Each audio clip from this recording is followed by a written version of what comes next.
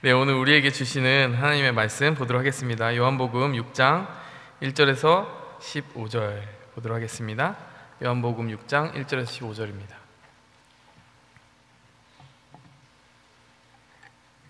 그 후에 예수께서 디베랴의 갈릴리 바다 건너편으로 가심에 큰 무리가 따르니 이는 병자들에게 행하시는 표적을 보았음이로라.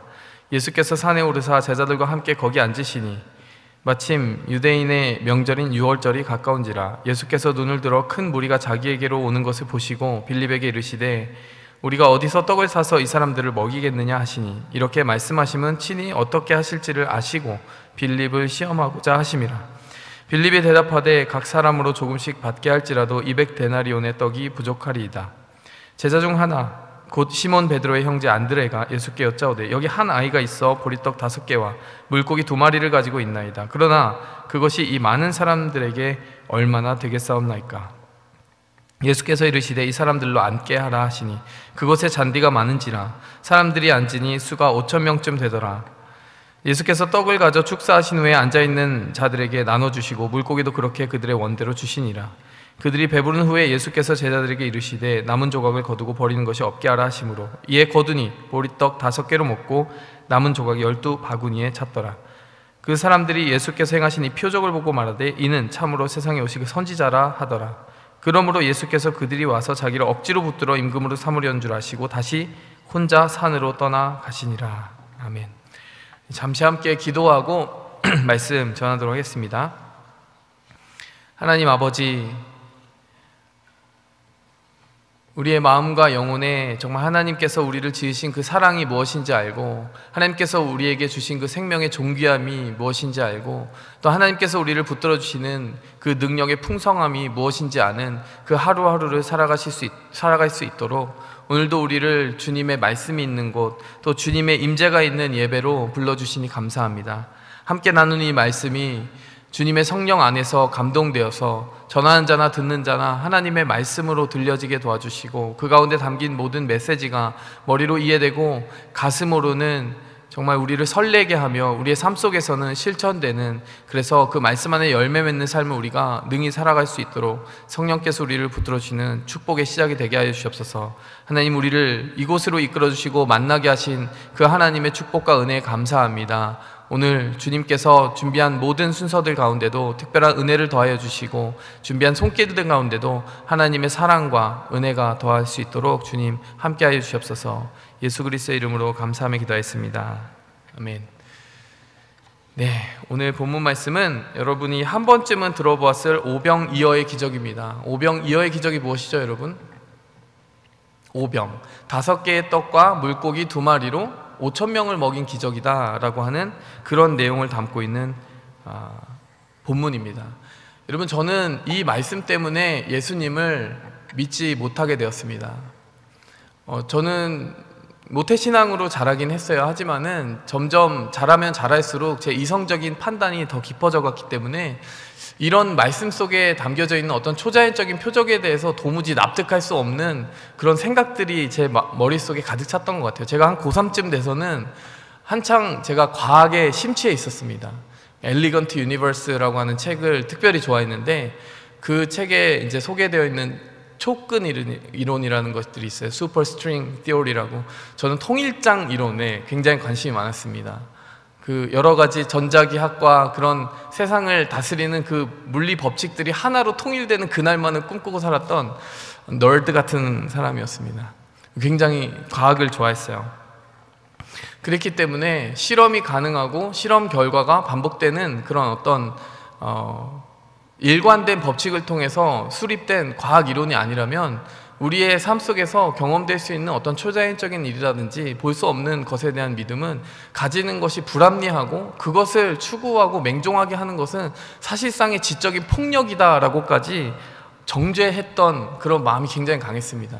제가 그래서 생명공학과로 진학을 하고 이제 1학년을 보내고 나서 2학년 때 한창 제가 출석하던 교회 강도사님과 많이 싸웠던 것 같아요. 굳이 안 믿으면 교회를 안 가면 되는데 굳이 교회를 가가지고 그 강도사님을 찾아갑니다. 또 개인적으로 집에 찾아가요. 원룸에 사시는데 가서 라면도 같이 먹습니다. 왕뚜껑도 먹으면서 이렇게 이야기를 하는 거죠. 이걸 어떻게 믿을 수 있냐, 이런 내용이 왜 성경에 있느냐, 나는 이 성경을 이런 내용 때문에 믿을 수 없다, 나 예수님이 좋은 말씀하신 거 다 좋다, 마음에 든다, 근데 예수님이 이렇게 무슨 기적을 행했다라고 하고 무리를 걸었다라고 하고 하는 내용들을 좀처럼 납득할 수가 없다, 이런 이야기들을 많이 했습니다. 특별히 오늘 본문 말씀은 여러분? 질량 보존의 법칙, 질량 보존의 법칙에 어긋나잖아요. 이거 말이 됩니까, 여러분? 요한복음에 그런 기적들이 다 몰려 있어요. 또 요한복음 좀 읽다 보면은 무리를 걷습니다. 이 본문 바로 다음에 무리를 걷습니다. 부력의 법칙을 깨트리고 있잖아요. 여러분, 요한복음 앞부분에는 또 무슨 내용인지 아세요? 물이 포도주로 바뀝니다. 화학 반응의 법칙을 깨트리고 있어요. 여러분, 요한복음 뒤쪽에 예수님이 가장 마지막으로 행하신 기적이 뭡니까? 나사로를 죽은 자 가운데 살리셨어요. 죽었는데 살아난 거예요. 생명의 법칙을 깨트리는 거죠. 여러분, 이런 생각들에 빠져서 저는 굉장히 공격적인 그런 제스처로 믿는 사람들의 믿음을 무너뜨리는 데 굉장히 관심이 많던 사람이었습니다. 근데 제가 21살 때 하루아침에 제 견고했던 생각이 와르르 무너지게 되는 영적인 체험을 하게 됐어요. 그 전날 저는 완강한 무신론자였고 그 다음날 저는 완벽한 그리스도인 되었습니다. 완전한 신앙을 가지게 됐어요. 그 경험이 무엇이었는지는 궁금하시면은 저한테 개인적으로 찾아와서, 제가 하도 여기서 많이 말을 해가지고 여기서 말하면은 안 되기 때문에, 그 영적인 체험을 통해서 하나님의 음성을 듣게 됐고 하나님을 만나게 됐고, 제 이성이 얼마나 정말 하잘데기가 없었는지, 정말 하나님이 보시기에 얼마나 우스웠을지 생각을 다시 해보게 됐습니다. 제가 기도할 때, 어렸을 때 기도할 땐 하나님 만나주세요 라고 기도할 때는 하나님, 정말 하나님 믿을 만한 증거를 보여주세요, 기적을 보여주세요 라고 기도했거든요. 근데 나중에는 이 성경책에 기적이 있어서 못 믿겠다, 기적이 없어서 못 믿겠다 그러고 기적이 있어서 못 믿겠다 그러니 하나님이 우리를 볼 때 얼마나 갈피를 못 잡으실까, 이런 마음을 가지게 됐습니다. 여러분, 이 본문 말씀이 우리에게 선명하게 제시하는 그 한 가지는 무엇입니까? 왜 하나님은 요한복음을 통해 그렇게 중요한 물리 법칙들을, 그것도 이론이 아니라 theory가 아니라 law, 절대 깨져서는 안 되는 물리 법칙들만을 골라서 깨셨을까요? 하나님이 저에게 개인적으로 주신 깨달음은 이것입니다. 하나님이 그 법칙의 주인이라는 것을 알리기 위해서다. 그 법칙을 제정하신 분이 그 법칙에 매여서 움직이셔서는 안 되지 않겠느냐. 물론 그 법칙을 지으신 분이 그 법칙을 일관되게 온 우주에 예외 없이 적용하셔야 되는 것은 맞지만, 대체의 경우에 대체로 그 법칙을 지켜주시는 하나님의 그 통치가 지켜지는 것은 맞지만, 하나님 자신이 그 모든 법칙의 주인이 되심을 나타내기 위해 극히 예외적인 어떤 순간들을 택하여 기적의 형태로 나타낸다면 그것이 하나님을 보여주는 사건이 아니겠느냐, 그 법칙의 위에 초월해 계신 하나님을 보여준 사건이 아니겠느냐, 이런 마음을 저에게 주셨습니다. 저에게 개인적으로 믿기 전에는 이 말씀 때문에 믿지 못하는 그런 일들이 발생했지만, 믿고 나서는 이 말씀이 가리키고 있는 내용이 있었구나. 그 가리키고 있는 내용은 다름 아니라 예수 그리스도께서, 예수님께서 하나님의 아들이시고 이 세상을 지으신 창조주의 그 하나님의 권위를 가지고 이 세상을 다스리고 계시는구나 라고 하는 그런 뜻으로, 메시지로 저는 받게 되었습니다. 여러분, 무엇을 보느냐, 어떤 기적을 경험하는 것보다 더 중요한 것은 그 기적을 통해서 무엇을 보느냐가 중요한 것 같아요. 같은 기적의 텍스트를 읽었지만요, 그전엔 저는 믿지 못할 이유를 발견했고, 믿은 후에는 이곳에 믿어야 될 이유가 있고 예수 그리스도가 누구인지에 대한 정체성 선언이 있구나. Declaration of His Identity, 예수님이 누구신지에 대해서 우리에게 선명하게 보여주시는 내용이 들어있구나라고 하는 것을 알게 된 거죠. 무엇을 가리키는지를 보게 된 것입니다. 여러분, 오늘 본문 말씀에서도요, 예수님이 누구신지에 대해서 굉장히 혼동이 되고 헷갈려하는 이 군중들의 모습이 나타납니다. 그리고 예수님의 이 표적을 보고서도, 예수님의 그 표적을 눈으로 직접 보고서도 그 표적을 어떻게 해석해야 되는지에 대해서 좀처럼 갈피를 잡지 못했던 군중들의 모습이 나옵니다. 6장 2절 모습 보시기 바랍니다. 6장 2절 모습. 여러분, 큰 무리가 예수님을 따라가고 있는 상황이었는데요, 6장 2절에 보니까 그 무리가 따르고 있는 동기는 예수님이 병자들에게 행하시는 표적을 보았기 때문이다 라고 이야기하고 있습니다. 자, 6장 14절도 한번 보겠습니다. 그 사람들이 예수께서 행하신 이 표적을 보고 말하되 이는 참으로 세상에 오실 그 선지자라. 여러분, 2절 14절에 보면 공통되게 어떤 내용이 나옵니까? 그들은 표적을 보았다라고 나옵니다. 2절에는 이 기적, 지금 오병이어의 기적 전에 예수님이 병자를 고치는 표적을 보았던 군중들의 모습이 나오고요, 14절 모습을 보니까 예수님이 행한 이 오병이어의 기적을 또 보고, 이분이 바로 세상에 오신 선지자구나 라고 판단을 내리는 그 군중들의 모습을 볼 수 있습니다. 이 군중을 일관되게 움직이는 힘이 무엇이었습니까? 표적을 보았다라고 하는 그 한 문장에 녹아있는 것이죠. 표적을 보았기 때문에, 기적을 보았기 때문에, 이분 뭔가 특별하다, 보았다라는 거예요.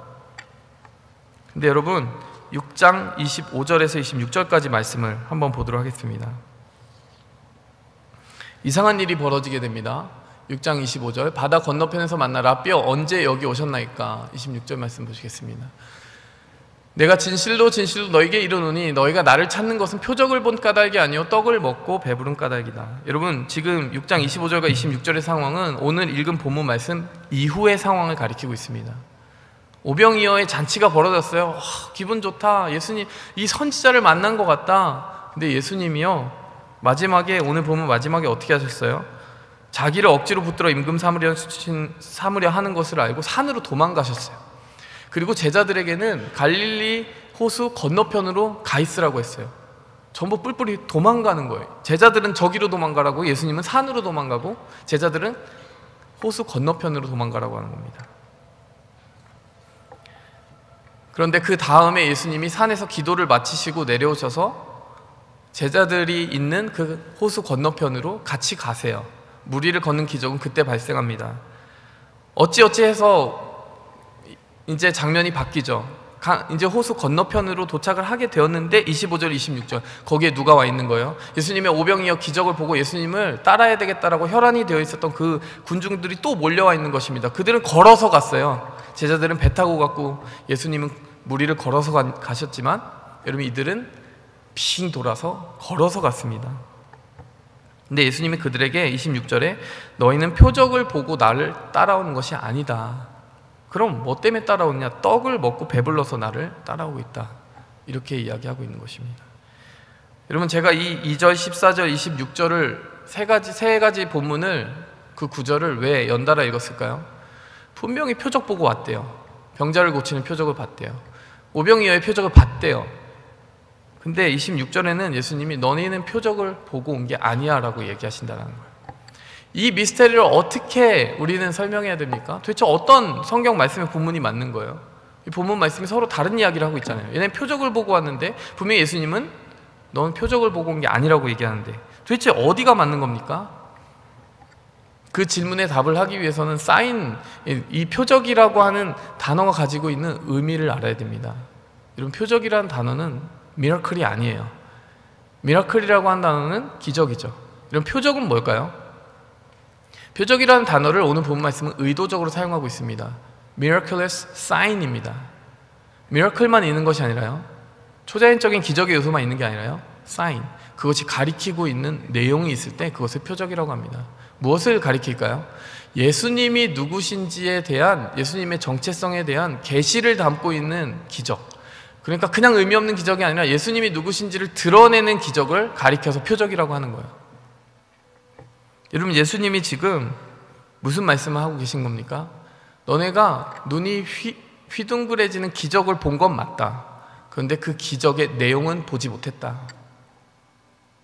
니네가 표적을 본 건 맞는데 그 표적의 내용이 어디로 향하고 있는지 도무지 알지 못하고 있어. 표적이 일어난 건 확실히 감지를 했는데 그 표적이 예수님을 발견하게 하는 데까지 너희를 움직이지는 못했어. 예수님이 누군지에 대해서 알려주는 것이 이 표지판의 기능인데, 여러분, 사인이 뭐예요? 미라클러스 사인이라고 할 때 사인이 뭡니까? 가리키는 거예요. 그 가리키는 건 당연히 예수님 아니겠습니까? 근데 그 예수님을 발견하는 데까지 그들을 끌고 가지 못했다라는 거예요. 그들은 거기까지 가지 못했다는 것입니다. 여러분, 예수님은 왜 기적을 베푸십니까? 우리를 놀라게 하려고 베푸십니까? 그냥 공연히 하나님이 세우신 그 법칙을 왜 세우신 그 author, 저자 자신이 왜 그 법칙을 흔드시는 거예요? 그것은 그 법칙보다 위에 계신 예수님이 누구신지 보여주려고 하는 것 아닙니까? 그런데 그것을 발견하지 못한 그들의 한계를 고발하고 계신 것입니다. 여러분, 오늘 이 본문 말씀을 통해서 살펴야 될 것은, 문제의식은 바로 그겁니다. 그러면 예수님은 도대체 표적을 보여주실 때 이 표적, 특별히 오병이어의 기적을 통해서 어떠한 하나님의 모습, 예수님의 모습을 보여주고자 하셨는가? 첫 번째로요, 이 오병이어의 표적이 가리키고 있는 예수님의 첫 번째 본질은 예수님은 우리와 함께하는 분이시라는 겁니다. 오늘 본문 말씀에 기록되어 있는 이 오병이어의 기적은요, 사실 다른 복음서에서도 굉장히 귀중하게 다루고 있어요. 여러분, 사복음서가 있죠. 4개의 복음서에 동일하게 다 기록되어 있는 기적이 오병이어 기적 하나밖에 없습니다. 다른 기적들은 편중돼서 나타나요. 마태복음, 마가복음에만 있다든지, 마태, 마가, 누가에만 있다든지, 아니면 요한복음에만 있다든지, 이렇게 편중되어 나타나요. 그런데 오병이어 기적은 예외 없이 다 나타납니다. 그리고 예외 없이 다 나타나는 그 기적은 이것 하나밖에 없어요.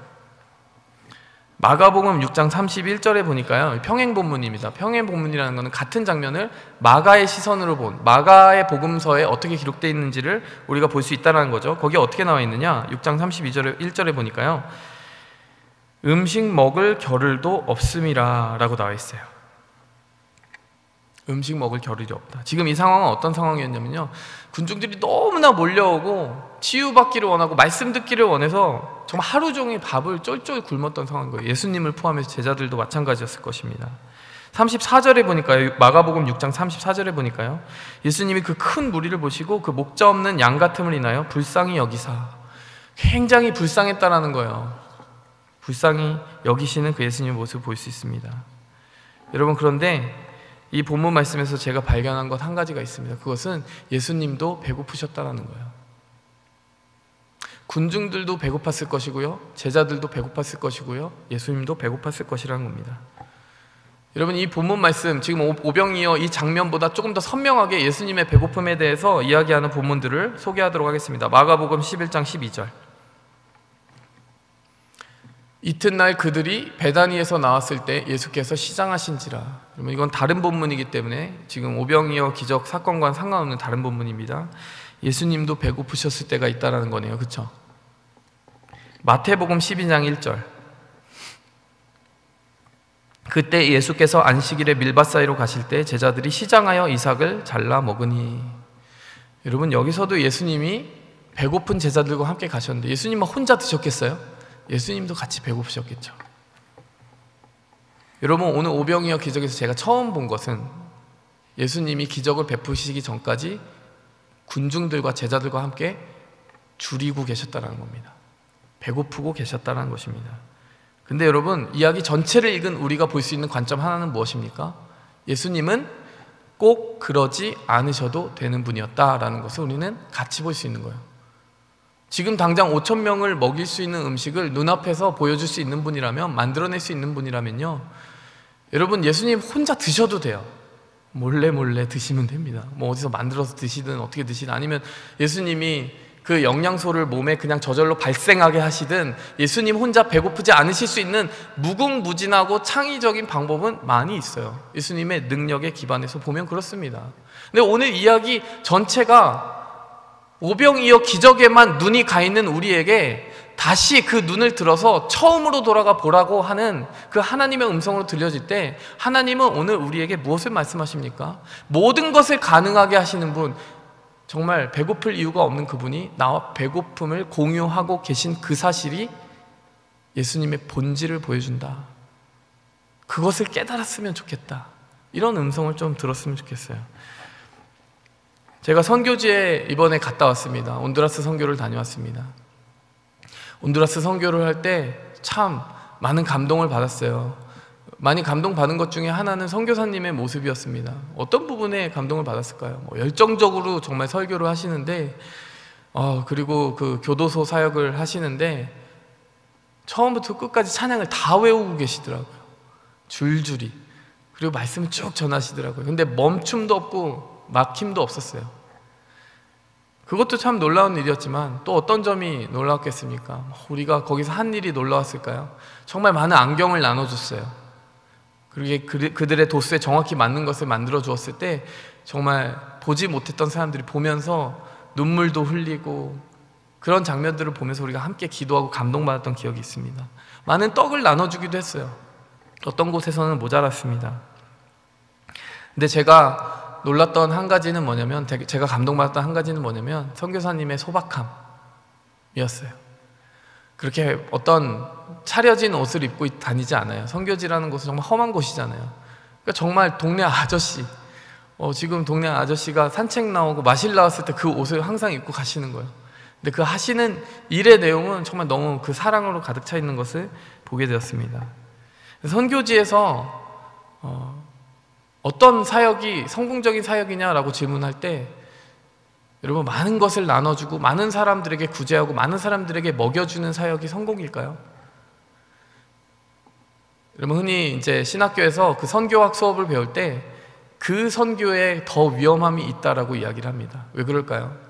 우리가 흔히 savior mentality, 내가 저들을 구원해야지, 나는 저들보다 위에 있고 나에게는 풍성함이 있는데 저에겐 부족하니 나의 풍성함으로 저들을 섬기겠어, 섬긴다라는 표현 쓰지만 그들을 구원해 주겠어 라고 하는 위에서 아래로 내려다보는 그런 멘탈리티를 가질 때 우리가 선교자의 섬기는 자세로 나아가기보다는 오히려 교만한 자리에 빠지기가 쉽고 복음과 반대되는 정신 가운데 들어갈 가능성이 훨씬 높다라고 이야기를 합니다.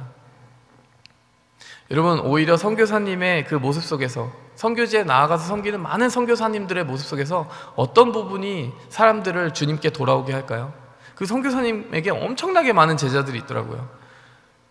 근데 처음에 1대 제자들 중에 10명 중에 2명은 순교했더라고요. 총에 맞아서 죽었어요. 예배를 드리는데 예배를 진행하는 중에 총에 맞아서 죽기도 했습니다. 온두라스가 참 위험한 곳인데요. 근데 어떤 모습을 보았냐면, 만약에 이 선교사님이 와서 뭔가 화려한 물량을 그들에게 제공하고 그들을 구원하는 어떤 그런 사역의 내용만을 보아서는 그런 제자들은 나올 수 없다. 고통과 고난의 길을 묵묵히 걸어가는 제자들의 모습은 나올 수 없다. 그들이 본 것은 분명히 그들과 풍성함을 나눌 뿐만이 아니라 배고픔도 나누기 위해서 그곳에 서 있는 선교사님의 모습을 보았을 것이다. 여러분, 우리가 예수님에게 왜 열광합니까? 왜 예수님이 우리의 구원자라고 얘기합니까? 예수님이 우리 삶의 모든 문제를 도깨비 방망이처럼 다 일거에 없애주실 수 있는 분이실까요? 분이기 때문일까요? 우리가 실제로 경험하는 주님이 그렇습니까? 그런 날이 온다라고 이야기합니다. 부활의 그때가 온다고 합니다. 하나님의 나라가 이루어질 그때가 온다고 합니다. 하지만 이 세상을 사는 동안은 하나님이, 예수님이 고난을 우리에게 허락하세요. 근데 중요한 것은 그 허락된 고난 가운데 예수님이 동행하신다는 사실입니다. 여러분, 때로는요, 선교지 가서 멋지게 사람들 구원하고 먹이는 거, 그런 거 잘할 수 있어요. 하지만 선교지에서 가장 힘든 게 뭐겠습니까? 같이 배고파하는 거. 그게 더 힘들 수도 있다는 거예요. Sharing bread보다요, sharing hunger, 그것이 훨씬 더 어려울 수 있다는 것입니다. 왜냐하면 그것이 사랑의 본질을 제대로 보여주고 있기 때문입니다. 여러분, 자발적으로 배고픔을 택하신 예수님이 바로 이 표적 가운데 드러나셔야 될 예수님의 첫 번째 모습인 거예요. 제가 지난번에도 한번 불렀는데요, 어머니는 짜장면이 싫다고 하셨어. 여러분, 어머니는 짜장면이 정말 싫은 걸까요? 배고픈 아들을 위해서 자기는 정말 짜장면이 너무 싫기 때문에 너 먹어라, 이런 거 아니에요? 여러분, 철이 들고 나서는 그 어머니의 모습이 제대로 이해가 되겠죠. 횡간이 읽히기 때문에. 여러분, 오늘 본문도요, 여러분, 철든 믿음의 사람의 눈으로 보아야 됩니다. 아, 기적이 일어났구나, 모두가 배불렀구나, 잔치가 있었구나. 그러나 그 전에 배고팠던 예수님의 모습을 보면서 그 횡간 속에서 배고픔을 함께 공유하시는 예수님의 발자취, 그 마음을 먼저 느끼는 은혜가 있길 바랍니다. 두 번째로 기억할 것은요, 이 표적이 가리키고 있는 것은 바로 예수님이 지고 가실 십자가라고 하는 것입니다. 오늘 이 오병이어 기적 사건은요, 요한복음에 기록된 다른 6가지 표적과 함께 7표적으로 기록이 되어 있습니다. 요한복음에는 단 7개의 표적만 기록되어 있어요. 근데 오병이어 기적 다음에는 무리를 걸으시는 기적이 나옵니다. 이 기적의 의미는 무엇일까요? 이 표적의 의미들은 무엇이었을까요? 요한복음의 뒷부분에 보면요, 그것에 대해서 이렇게 이야기합니다. 이 오병이어 기적 사건은 모세 당시에 있었던 하늘에서 하나님이 만나를 내려주셔서 광야 한복판에서 200만 명의 군중들이 40년 동안 굶주리지 않고 살았던 그 기적을 상징하는 것이다. 그것을 이 본문에서 다시 재현한 것이다 라고 이야기를 합니다. 무슨 말입니까? 구약의 사건과 평행을 이루는 사건이라는 거예요. 예수님이 오시기 전에 그 모세를 통해서 이루셨던 기적을 다시 더 큰 레벨로 재현하신 거라는 사실입니다. 무리를 거르시는 사건은 또 어디로 이어질까요? 여러분, 홍해를 가르고 이스라엘을 구원했던 그 출애굽의 기적과 연결되어 있는 것입니다. 여러분, 모세 당시에 있었던 사건과 지금 평행을 이루고 있는 거예요. 그럼 여기서 구체적으로 주시는 메시지가 뭘까요? 그 구약 성경에 이미 오시기로 작정된 메시아 그리스도가 이제 여기에 너희 눈앞에 왔다라고 하는 것을 보여주시기 위해서 의도적으로 구약에 있었던 그 기적을 평행시켜서 이곳에 지금 나타내고 계시다라는 것입니다. 예수님은 이런 메시지를 주고 계신 거예요. 나는 모세보다 더 위대한 자다. 모세보다 뭐가 위대합니까? 모세보다 위대한 것은 예수님이 단지 만나를 내려주었던 그 구약의 기적을 뛰어넘어서 예수님 자신이 떡이 되기 위해 자신을 내어주셨기 때문입니다. 자, 이게 무슨 말씀이냐? 6장 33절을 보시겠습니다. 요한복음 6장 31절부터 제가 보여드리겠습니다. 기록된 바 하늘에서 그들에게 떡을 주어 먹게 하였다 함과 같이 우리 조상들은 광야에서 만나를 먹었나이다. 지금 군중과 예수님의 대화가 이어지고 있습니다. 예수님에게 한 가지 이야기를 해요. 우리 조상들 모세 때에 우리 조상들 40년 동안 하나님이 내려준 떡을 광야 한복판에서 먹었다고 하는데요. 그랬더니 32절에 이렇게 이야기합니다. 예수님께서 진실로 진실로 너에게 이르노니 모세가 너에게 떡을 준 것이 아니라 내 아버지께서 너희에게 참떡을 주신다. 33절 하나님의 떡은 하늘에서 내려 세상에 생명을 주시는 것이다. 35절 말씀 보시겠습니다. 예수께서 이르시되 나는 생명의 떡이니 내게 주는 자는 결코 줄이지 않을 것이다. 예수님이 모세보다 더 나은 것은 무엇이냐면요, 예수님이 모세가 이룬 기적은 모세가 그들에게 보여준 기적은 하나님이 떡을 내려주신 것이지만 예수님은 자신이 떡이 되어 자신을 백성들에게 주시려고 계획하고 있다는 이야기를 지금 하고 계신 겁니다. 이 사건이 지금 갈릴리 호수 저 건너편에서 다시 만난 군중들과 이루어지고 있는 대화예요. 여러분, 알쏭달쏭하지 않습니까? 표적이라고 하는 것이 원래 그렇습니다. 가리키고 있는 그 내용이 무엇인지 우리에게 이해가 되기 전까지는 알쏭달쏭한 것이죠. 근데 6장과 7장 계속 이어서 예수님 더 파격적인 말씀 하나 더 하세요. 내 살을 먹고 내 피를 마시지 않으면 너희에게 생명이 없다라고 이야기하십니다. 여러분, 이 말씀 들으면 도대체 어떤 생각이 드세요? 미쳤구나, 뭐 이런 생각 들지 않으세요? 여러분, 이 기적이 지금 이 기적의 내용을 풀어서 그 기적에는 이런 의도와 메시지가 담겨 있다라고 말씀해 주시는 예수님의 그 풀이를 들을 때 우리에게 충격으로 다가오지 않냐는 거예요. 이게 도대체 무슨 말이야? 이해가 안 되지 않냐는 거죠. 그 표적에는 가리키는 바가 있었습니다. 그것은 바로 십자가였어요. 예수님이 그 떡이 된다라고 하는 것은, 그 떡이 되어 우리에게 먹혀야 된다는 것은 예수님의 살과 피가 우리에게 먹혀져야 된다라는 이미지하고 같이 중첩되어 있습니다. 그 말은 무엇입니까? 살과 피가 튑니다. 죽어야 된다라는 거예요. 그것은 바로 예수님이 우리를 위해서 십자가 지고 죽으셔야 될 그 십자가 사건을 미리 보여주시는 것이 바로 이 오병이어의 기적이었다는 것입니다. 예수님은 이렇게 말씀하시는 거예요. 너네 지금 떡 먹고 배불러서 여기 이렇게 놀라운 일이 벌어졌고 잔치가 벌어졌고, 야 진짜 좋다, 이분 따라가면 평생 굶주리지 않겠구나, 이것만 보고 있지. 그렇지. 그런데 내가 진짜 하고 싶은 말이 뭔지 아니? 이 떡보다 더 귀한 것이 있는데 내가 너에게 내 몸을 줄 것이다. 내가 너를 위하여 희생할 것이다. 여러분, 예수님이 우리를 위하여 왜 희생하셔야 됩니까? 다름 아니라 오늘 본문 말씀 그리고 그 이후에 이어지는 말씀에서 한 가지 선언 때문입니다. 우리가 죄인이기 때문이다.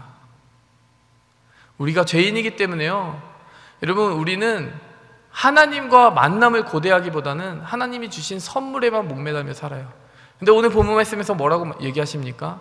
너희가 그 떡을 먹고 배불러서 나를 쫓아올 것이 아니라 그 떡을 주시는 하나님의 본질과 관계를 맺으며 살아가는 데 좀 더 집중했으면 좋겠다, 이런 이야기를 하시는 것이죠.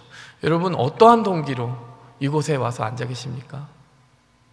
하나님이 주고자 하시는 가장 큰 선물은 무엇일까요?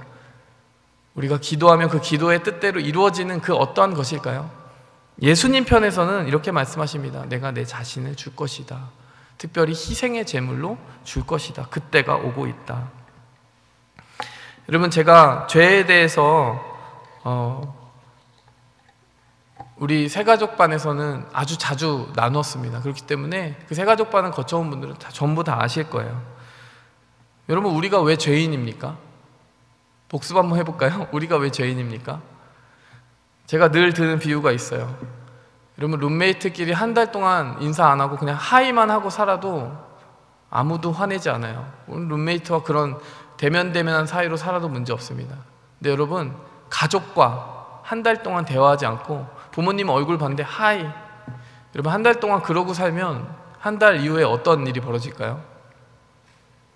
너 나한테 화난 일 있니? 지금 이 상황이 정상이라고 생각하니? 여러분, 룸메이트하고 그렇게 살아도 아무 문제 없는 상황인데 가족들과는 왜 그렇게 살면 너 미쳤니? 뭐 이런 말을 들어야 될까요? 너 지금 나한테 화났니? 이야기도 하지 않고 자정을 넘겨 새벽에 집에 들어오는 거예요. 여러분, 룸메이트끼리는 뭐 그렇게 살든 말든 아무 상관이 없습니다. 가족끼리는 어때요? 야, 네가 어떻게 우리랑 같이 살면서 이럴 수 있니? 난 너의 가족이잖아, 너의 부모님이잖아, 이렇게 이야기하시잖아요. 여러분, 죄의 본질이 무엇입니까? 하나님이 룸메이트가 아니라 하나님이 우리의 가족이고 하나님이 우리의 존재의 근원을 지으신 부모님임에도 불구하고 하나님을 룸메이트 취급하는 것입니다. 하나님과의 관계가 완전히 소멸된 상태에서 살아가고 있으면서도 그것이 문제라고 조금도 인식하지 못하고 살아가는 상태. 여러분, 우리 편에서는 억울하죠. 아, 뭐야, 하나님 모른다고 죄인이래. 전 그게 제일 억울했거든요. 왜 내가 죄인이야? 근데 나중에요, 하나님이 이런 깨달음을 주셨어요. 난 너의 룸메이트가 아니야. 너를 지은 하나님이야. 네가 나를 모를 때 마땅히 그것 때문에 너를 위해 울어야 되고, 네가 나를 찾지 않고 너의 방식대로, 너의 법대로, 너의 어그러진 길대로 살다가 고통받을 때 그것 때문에 마땅히 간섭해야 되고, 그것 때문에 마땅히 눈물 흘려야 되는, 가슴을 치고 통곡해야 돼. 그 존재가 나란다. 내가 너를 죄인이라고 부르는 이유, 네가 나 없이 살아가는 삶이 비정상이라고 하는 것에 대하여 업셋하지 않았으면 좋겠다. 이해했으면 좋겠다. 여러분, 죄를 정의하는 여러 다른 이야기들을 우리는 새가족반에서 나누지만 이 부분만 이야기하고 나가겠습니다. 예수님이 자신을 주신다라는 의미는 무엇입니까? 하나님과의 관계 속으로 우리를 초대하신다라는 거예요. 하나님이 주신 어떤 선물만 던지고 끝나는 게 아니라 그 선물이 가리키는 예수님의 본질, 하나님의 자신을 우리가 먹었으면 좋겠다라는 거예요. 하나님의 마음을 먹었으면 좋겠다라는 거예요. 하나님의 음성을 들었으면 좋겠다라는 거예요. 우리의 내면 안으로 하나님이 들어오셨으면 좋겠다라는 얘기입니다.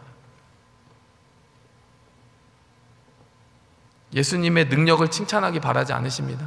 예수님은 대단해요. 오병이요. 대단해요.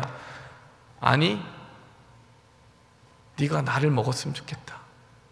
내가 네 안에 들어가서 같이 살았으면 좋겠다.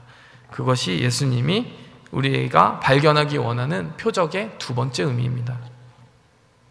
마지막 의미는 무엇일까요? 여러분, 그 표적의 마지막은 바로 우리를 부르시는 예수님입니다. 오늘 이 기적이 가리키고 있는 내용 중에 하나가 바로 우리 자신이에요. 그게 뭘까요? 무슨 의미를 가지고 얘기하는 걸까요? 여러분, 제가 이거 예전에 설교하면서 따라하게 한 적이 있는데 한 번만 더 따라해 보실래요? God doesn't need you. God doesn't need me. 네. 이것도 따라해 보세요. God does want you. God does want me. 무슨 말입니까? 예수님이 나를 절대 필요로 해서 우리를 찾아오지 않으세요. 여러분, 지금 기적을 베푸시는데 예수님이 우리가 필요합니까? 얼핏 보기에는 그래요. 그 바구니를 가지고 온 아이의 바구니가 있었기 때문에 기적이 일어났지. 웃기는 소리 하지 말라는 거예요. 여러분, 그냥 길가에 돌을 가지고도 음식을 만드실 수 있었을 거예요. 예수님 우리를 필요로 하지 않으십니다. 근데 여러분, 이상하게도요, 그 예수님, 아무 곳에도 부족함이 없으신 예수님이 그 아이가 가져오는 바구니가 눈앞에 있기 전까지는 기적을 행하지 않으세요. 왜 그런 걸까요? 예수님은 우리가 하나님을 발견하는 그 이야기와 journey, 여정 가운데 우리가 포함되어 있기를 원하시는 거예요. 그 아이가 나중에 자라면서 어떤 얘기를 했겠어요? 나 오병이어의 기적의 주인공 아니에요. 예수님이 그 기적 행하시다 바구니 갖다 줬어요. 여러분, 오병이어가 여기서 보면은 되게 괜찮은 음식 같지만요, 여러분, 그 당시에 예수님 동시대에 살았던 필로라고 하는 철학자가 기록하기를 보리떡이라는 것은 짐승이나 가난한 거린들이나 먹는 음식이다라고 기록하고 있어요. 굉장히 가난한 군중들이었고 그들이 가져다 준 음식 별거 없었습니다. 예수님은 그것이 필요했던 것이 아니라 그것을 가져다 주는 그 아이를 원하셨던 거예요.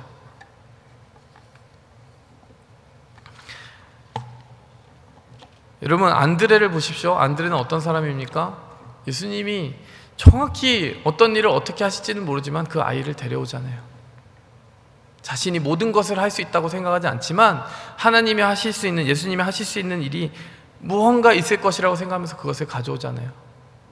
여러분, 예수님은 능력 있는 빌립, 단 한 번에 얼마만큼의 떡을 사야 되는지 계산해낼 수 있었던 빌립을 사용하신 게 아니라요, 자신의 능력이 아닌 믿음을 가지고 그 아이를 데려온 안드레를 사용하셨고, 자신이 가진 것이 어마무시해서가 아니라 그냥 별것 없지만 하나님이 그걸 가지고 무엇인가 하실 수 있다는 것을 믿었던 그 아이를 위해서, 아이를 통해서 일하셨다는 사실입니다. 우리가 필요해서가 아니라 우리를 원하셨기 때문입니다. 우리를 원한다고 할 때는 그 믿음 한 가지를 원하시는 것이에요. 여러분, 그 믿음으로 나아갈 때 하나님께서 우리에게 일하십니다. 우리를 통하여 일하시고 앞으로도 계속하여 그 일들을 이루어 가실 줄 믿습니다. 말씀을 맺겠습니다. 하나님께서는 오늘 우리에게 이 표적을 통하여서 세 가지 이야기, 하나님의 그 마음의 본질에 대해서 이야기해 주십니다. 첫 번째는 우리와 풍요로움만 공유하시는 것이 아니라 우리의 삶의 밑바닥, 가장 아프고 배고픈 순간까지도 기꺼이 공유하고자 원하시는 하나님의 마음을 보아라 이야기하십니다. 예수님은 또 이야기하십니다. 너희는 모르겠는데, 너희는 아는지 모르겠는데 나 없이 살아가는 그 삶을 죄의 삶이라고 하고 그 길의 끝에는 dead end, 사망이 기다리고 있다. 그러나 내가 마땅히 받지 않아야 될 그 사망의 십자가를 짐으로 말미암아 너에게 생명을 주고자 하노라. 이 표적을 통해 십자가를 보았으면 한다. 마지막으로요, 예수님은 그 부르심의 길에 내가 있기를 원합니다. 그 복음을 전하는 것을 예수님이 다 하실 수 있잖아요. 근데 저같이 부족한 사람, 또 하나님을 위해 일하는 우리 한 사람 한 사람을 사용해서 그 바구니를 가져와라. 너의 삶을 가져와라. 내가 너를 기적의 주인공 삼아주겠다. 그것이 표적이 가지고 있었던 세 가지 내용입니다. 이것을 마음에 새기며 함께 기도하며 나아가겠습니다. 하나님 아버지, 감사합니다. 오늘도 우리의 삶을 축복하시고 하나님의 마음으로 꾹꾹 담아서 축복해 주시는, 사랑해 주시는 주님을 바라봅니다. 우리를 위해 기꺼이 배고프시고 우리를 위하여 기꺼이 죄의 십자가를, 그 낙인을 감당하고 살아가시며 또 그 부르심의 길로 능력 없고 부족하고 연약한 우리를 그 기적의 주인공 삼아서 세우기 원하시는 주님을 바라보기 원합니다. 예수님의 이름으로 기도하였습니다.